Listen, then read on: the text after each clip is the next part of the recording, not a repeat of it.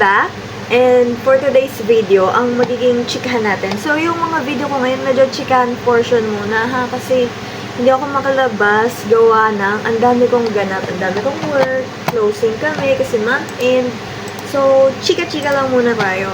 Ichichika ko sa inyo yung process nung pagkuha namin nung bagong bahay. So, year 2022, nung bumagyo si Paeng, no? Nag-decide kami na kumuha na ng panibagong bahay.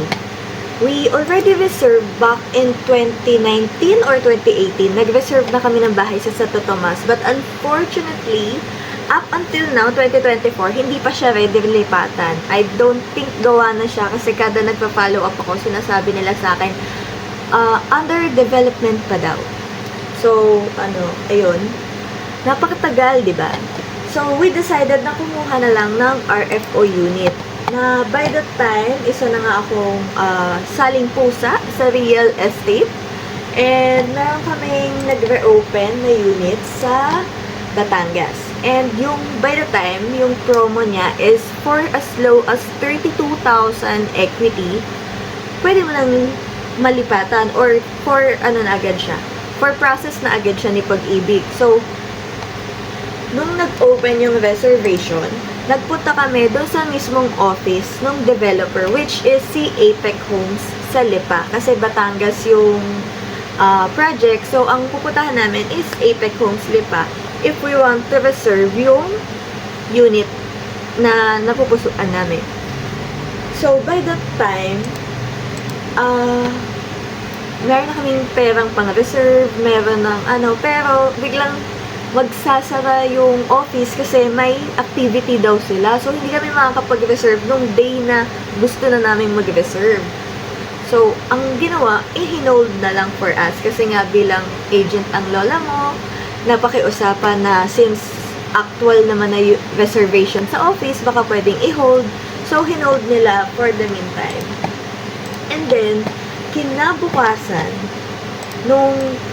I think, weekend yun Sabado, hindi nag-alarm yung alarm namin ng kapatid ko. Tinanghali kami ng gising, parang ang usapan is dapat 8 a.m. nandun na sa realty office.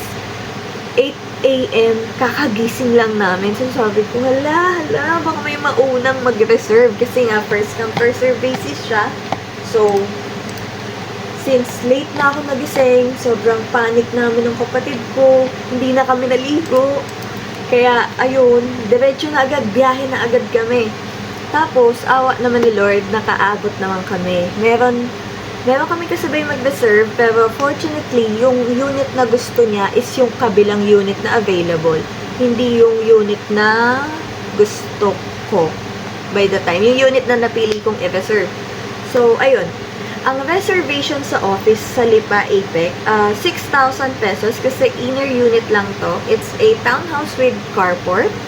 Ang size niya ay 62.5 lot area. And then, yung kanyang floor area is, I think, 55. Hindi ako sure. Kasi alam ko iba yung size ng bahay namin sa normal na townhouse with carport. So, ayun. Pagdating namin doon, nag-reserve kami. And nung ibibigay, kasi upon reservation, pag office reservation and first come first serve basis, kung sino yung may complete requirements, siya lang yung pwedeng mag-reserve. When we say complete requirements, ang hinihingi dyan is yung birth certificate, yung ID, government ID, and then proof of employment, which is either COE or payslip, and preferably payslip, no? Tapos, proof of billing. By that time, at saka birth certificate, nabanggit ko na ba? So, kung nabanggit ko na yung birth certificate, yeah. So, ayun. By that time, wala akong birth certificate and hindi naman ako makauwi sa amin kasi nga baha. So, ang nangyari, yung kapatid ko, since meron siyang birth certificate na naka-ready sa email niya, siya yung nag-reserve sa pangalan niya. So, yung bahay is nakapangalan sa kanya. So, yun yung history bakit sa kanya nakapangalan. Although, ako yung nagsabi na bumili kami. Tapos, ayun na, nakapag-reserve na kami. After a month, binayaran na namin yung 32,000 na down payment. Ikinash namin. So, pag nag-cash kayo ng down payment, si developer po, at least si Apex, is nagbibigay siya ng 2% discount, I think. Kung tama yung tanda ko ha, meron kaming discount na 2% nung down payment price. Tapos, ano ba ba? 2%. And then, ayun, after that, pinagsisend na kami ng requirements. Hindi namin siya na-send kasi October kami nag-reserve, November kami nagbayad ng equity, December busy na kami. Doon kasi kami kinontak December na, pwede na kayo magpasa ng requirements nyo for pag-ibig, ganyan-ganyan, yung updated. And since busy ang mga lola nyo, hindi namin siya naasikaso until about January na magkakatapusan. So, yun, sa part namin, kami may mali doon. Kasi napatagal yung process at hindi namin binigay yung kailangan ni developer. Just a moment, may nag-chat. Check ko lang. Wait lang po. Okay, I'm back. Nagbalik na ako. Wala nag-chat. Guni-guni ko lang pala siya. So, ayun na. Asa na ako? Ano nang nakwento ko? Hindi namin naibigay agad yung kailangan na requirements up until 2023 na ng January. So, ayun. Nung nabigay na namin siya, parang katapusan ng January, mga bandang March na katapusan din, tinawagan na kami ni Apex. Ang sabi niya, ma'am, punta kayo sa office, magsasign na po tayo. So, yun yung pagkakapal-kapal na pinirmahan. So, every time na kung kay Apex kayo nakakuha or kay Apex nyo bala kumuha, ayun yun. Pag magta-turnover na or yung magpa-process na ng loan takeout, meron kayong makapal na papeles na pipirmahan. So, kailangan nyo yung puntahan sa office mismo. Kasi yung reservation po natin kay Apex, pwede po siya through online. Pag may kausap kayo na agent, pero depende kasi din yun sa project. Kung ang project ay ang nire-require niya ay office reservation, sa office po tayo magre-reserve. Pero most of the time, ang Apex reservation po natin ay online. Ang ating inner na townhouse ay 6,300 kasi 6,000 reservation fee and then 300 na portal or admin fee. Admin fee ng portal. Yun. Tapos, pag end units naman or corner, 10,300 po siya. 10,000 yung reservation fee and then 300 for admin fee ng portal. So, ayun.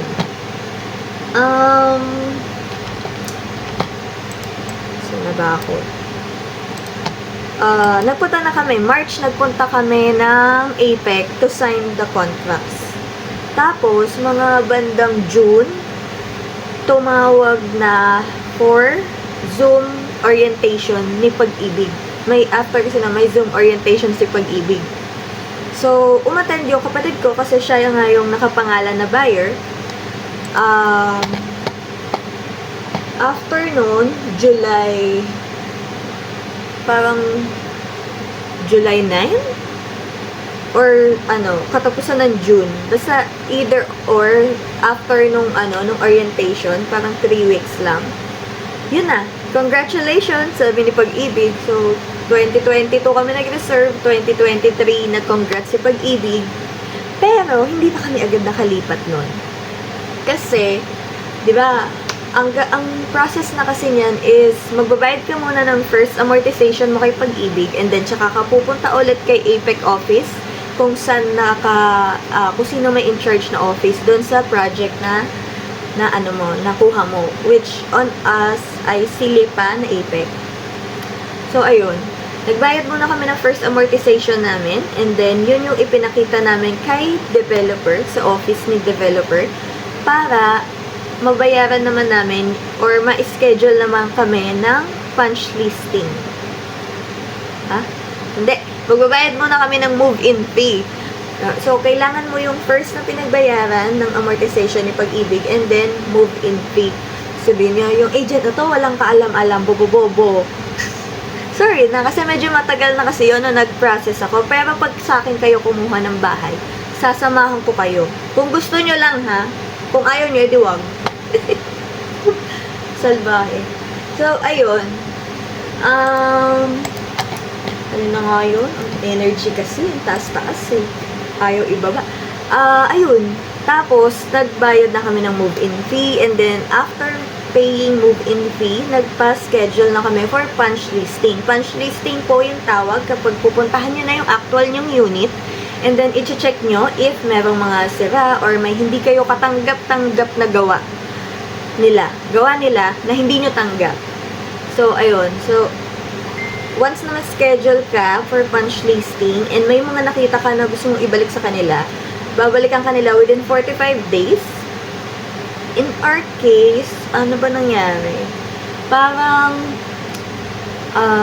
kung July kami unang nakabayad, tapos nagbayad na din kami agad ng move-in fee, na schedule na kami for punch list. Bandang September pa namin in-accept yung actual na unit. Kasi doon pa lang nabalik sa amin from punch list September. So, yun. After nun, nag-process naman kami ng Battelec kasi yun yung dito sa Batangas Electric Eme. Ayun, tapos, yun yung tumagal. Doon kami tumagal talaga sa Battelec kasi wala kaming time. So, ang ginawa namin, nagpa-process kami sa iba. Ngayon, etong nag-process na ito, magaling siya. Parang hindi niya kami ina-update. Hindi lang parang, hindi niya talaga kami ina-update. Nakailang tanong na ako, ano na pong nangyari, ano nang status. Nagbayad kami sa kanya ng 6,000 pesos. Para lang ipakabit yung kuryente namin. Which is, kung kami yung mabilis ang siya sana. Ayun, wait lang. May nag-chat. Okay, ayan na ulit. So, gusto niyo bang marinig yung kwento nung So, pag hindi niyo gusto, fast forward nyo na lang. So, ano ba? Yun nga, nagpagawa nga kami or nagpa-asikaso kami sa iba kasi nga, we're very busy. Pareho kami ng kapatid ko na pumapasok ng opisina, wala kaming time mag-process, hindi kami makapag-absent kasi panggabi kami pareho. Hindi, tamad lang talaga kami kasi from Laguna, Batangas, so pababalik-balik kami. So, ang ginawa namin, nagbayad na lang kami. Kaso, yun nga, napakatagal niya. Sobrang tagal nung nag-asikaso. Kung September kami ng Battelec, nagpa-process, nakabitan kami December. O, diba? December 2023. So, ayun. Doon na kami, after namin makabitan ng kuryente, nagpakabit naman kami ng water, which is dito lang din sa subdivision. Babayad lang kami ng 6,000 pesos. Tapos, ayun na. January nila kinabit yung water line. Kasi sabi namin, January na lang. And then, yung start nung renovation or yung house improvement, yung paglagay ng partition, yung tiles, yun.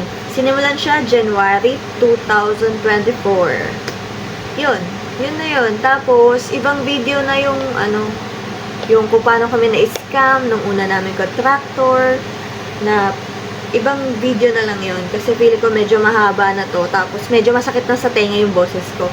So, yun. If ever interested kayo, meron pa namang, ang dami pa naming project dito sa Batangas. Meron kami sa Tanawan, meron kami sa Lipa, meron kami sa saan ba? Dalawa sa Lipa, meron isa dito sa Tanawan, tapos may mga ibang project din kami na hawak, hindi lang tong sa APEC. Kaya, if ever interested kayo, alam niyo na yung gagawin nyo, you just message me right here. Ayan, message nyo ako dyan. If ever ang gusto nyo is either mag-agent kayo, maging buyer kayo, or maging buyer agent kayo, which is, yung iba, yun yung ginagawa nila. Parang ako, yun yung ginawa ko. Nag-start ako as agent, or nag-agent muna ako bago ako kumuha ng bahay. So, ayun. That is it for today's video. Thank you so much for watching. And kung may gusto kayong itanong nyo na about dun sa bahay, or gusto nyo magpa-virtual tour sa isang project ni APEC, pwede din natin gawin yan. Basta wag masyadong malayo. Kung hindi naman kayo kukuha, ha? Char! Sige, bye-bye!